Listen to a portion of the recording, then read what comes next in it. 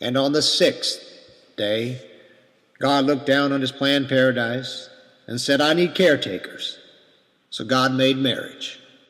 God created man in his own image, male and female. He created them.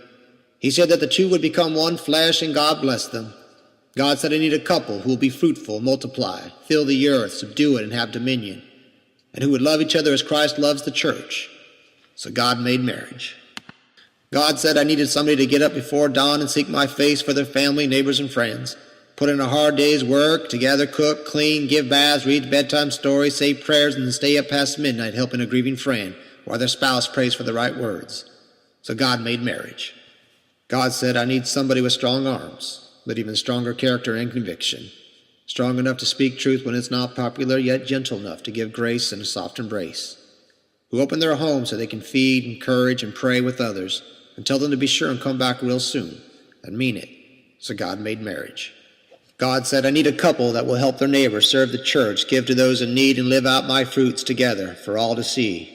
Fruits like love, joy, peace, forbearance, kindness, goodness, faithfulness, gentleness, and self-control. So God made marriage.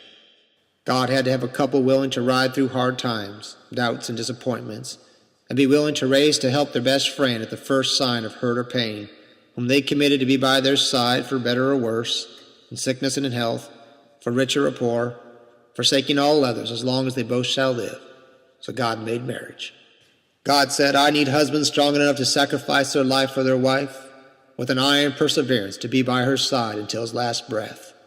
A husband smart enough to clear the calendar to take her out and treat her like a lady, show warmth and affection, and yet caring enough to wash dishes, help with the laundry, and always ready to help her, wipe dirty faces, comb hair, and put in braids.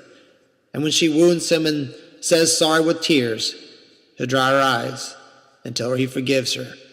God needed a husband who would exemplify this kind of grace. So God made marriage. God said, I need wives willing to say just the right words to their husbands and give a soothing embrace when the world tries to beat them down. A wife willing to serve by his side and always be in his corner. A wife strong enough to love him through his stubborn streaks and affirm him when he succeeds, but especially when he fails. God needed a wife that could rub off her gentleness and care on his rough edges, and together impact a world that desperately needs examples of true love. So God made marriage. It had to be a union that would grow deep and stay on the straight road, and not cut corners when it came to integrity and honesty. A couple to seed, water, feed, and raise up the next generation, that they would know and obey God. A couple who, when things get rough and the stresses of life overwhelms, not become weary in doing good, and to never give up. A couple who would finish a hard week's work and still take the family to church. A couple who would build a family together with the soft, strong bonds of sharing. Who would laugh and then sigh, and then reply with soft, smiling eyes when the children say they want to spend their life doing what mom and dad do. So God made marriage.